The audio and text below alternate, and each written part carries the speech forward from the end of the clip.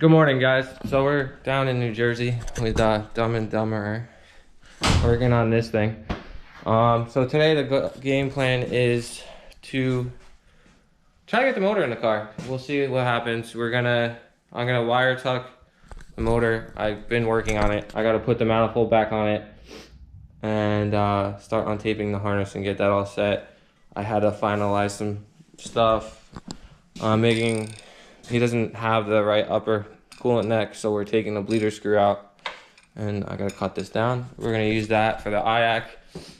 Gotta delete some stuff, so there will be a parts run later on today.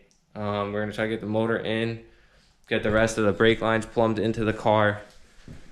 They just ran the power cable for me for the battery in the trunk location, and we're just gonna plug along and see what we can get done today. I gotta finish the fuel and do a couple other things, but I think we're just gonna set you guys up with a time lapse, and because I'm gonna be wiring probably almost all day on this, and then I got a starter job I gotta do also, so we'll see how that goes.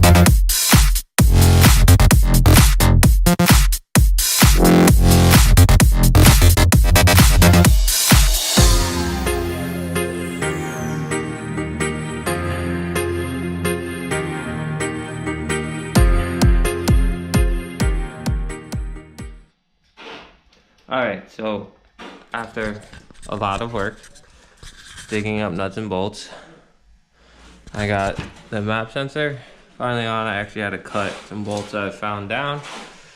I got the fuel on, the manifold's back on for good, the fuel pressure regulator's on, the valve cover, the new gasket's on.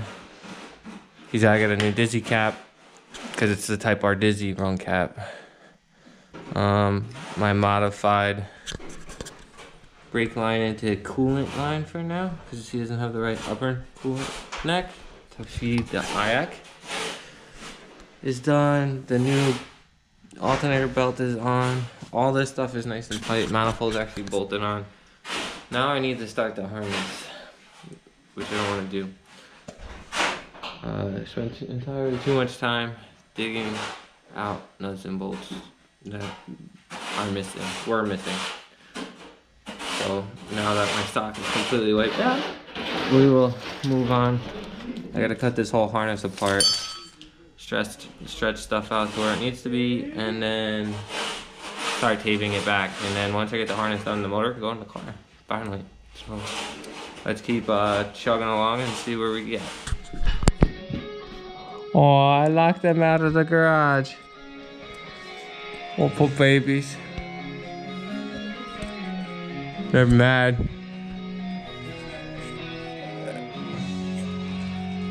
They're trying to act like tough guys.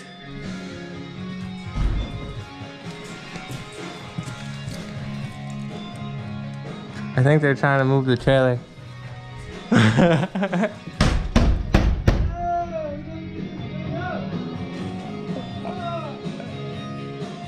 Alright, back to work we go.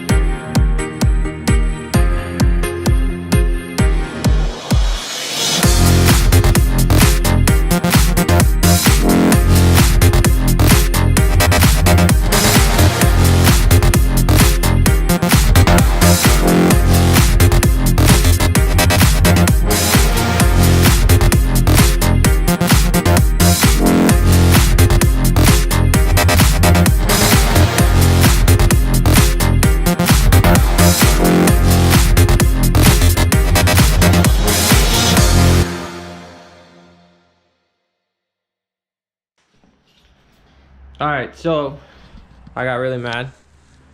Decided I wanted to rotate my tires. I didn't do it. One of the wheel lug nuts broke, and then I snapped my key in half. I don't even know where that is anymore. You have that, don't you? So I spent 2 hours drilling out a wheel stud, which was a nightmare. And then, thank God, my boy's dad had the same key that fit my lug nuts.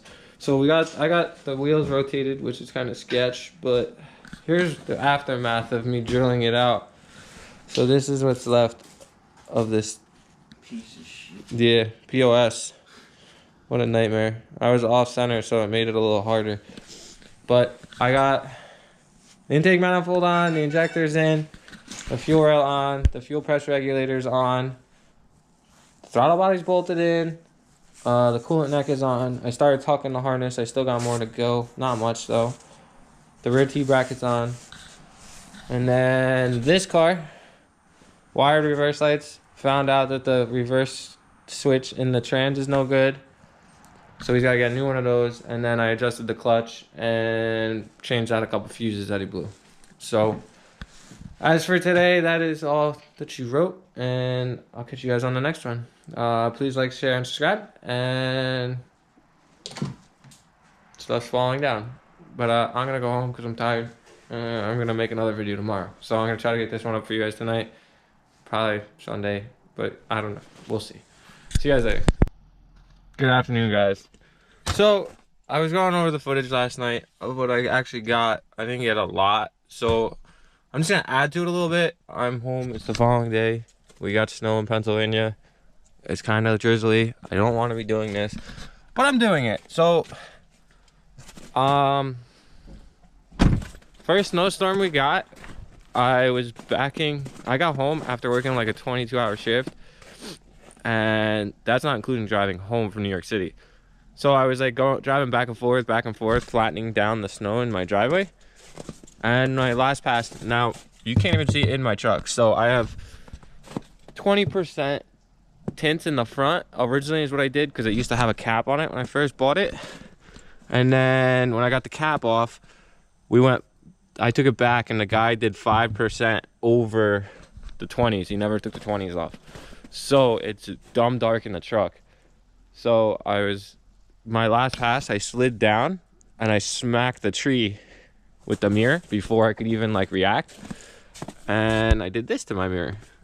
So I blew it apart and the mirror is like all spider cracked. I glued it all back together. I found most of the pieces. I was only missing a couple. Now, there's a bridge to get from PA, or from New Jersey to PA and vice versa. It's called the Dingman's Bridge. It's very narrow. So on a truck this big, it's a pain to get across. A couple of times, other trucks were crossing as I was crossing. So I folded my driver mirror in to allow leeway. But they didn't do that nor move over, and I almost got in an accident. So I would move over and I clipped the bridge a couple more times. I clipped it twice. So here's like the glue mark from the original pieces, and then like this is all newer. So I went on eBay and bought, wow, my hat, what's going on here? So I went on eBay and I need to get my jacket before I keep going with this. I went on eBay and bought 4th gen style mirrors for a 3rd gen. So this is what they look like. They have puddle lights underneath. These don't do a dual function, which they were supposed to. I gotta look into if they actually are. I might have to get like a relay for this, which is a little upsetting. So I'm just gonna wire them to like my running light, so at least they light up orange.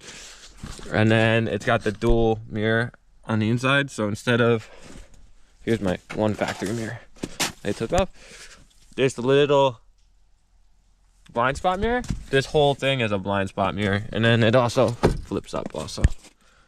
I like these a lot better. I don't actually know how it's gonna look when I'm driving, but we're gonna figure it out. So I have excuse the mess, like my truck's really dirty right now. I already grounded the ground off to the bolt that bolts the one mirror in. I'll show it on the other side. I already got the wires in the truck, went through the factory loom, popped all this off and in. So now I'm gonna hook these up and then I'll show you what it looks like lit up, and then I'll show you kind of the process in like a time lapse for that side, and then I'll show you the finished product. All right, so it's been a while now. Ran into some complications trying to figure it out. The mirror installs themselves is pretty easy.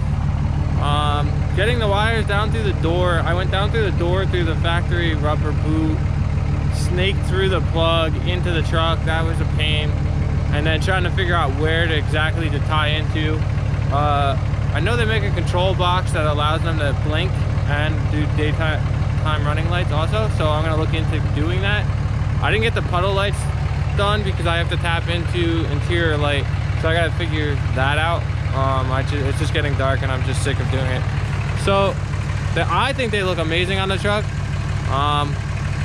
So here you go. So this is them hooked up.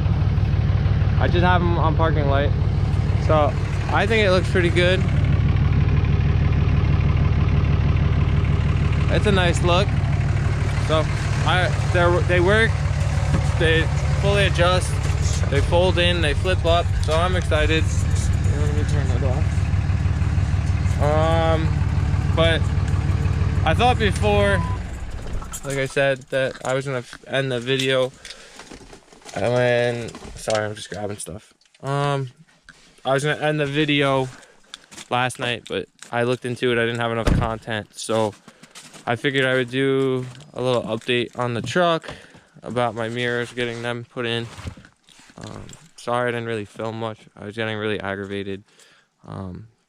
But if you like the content, please like, share, and subscribe. And that is it. That's an 07 Dodge. That's a POS that I still need to get a bumper for. But that's the last thing I need to get for it. So thank you guys for watching. I'll catch you guys next week.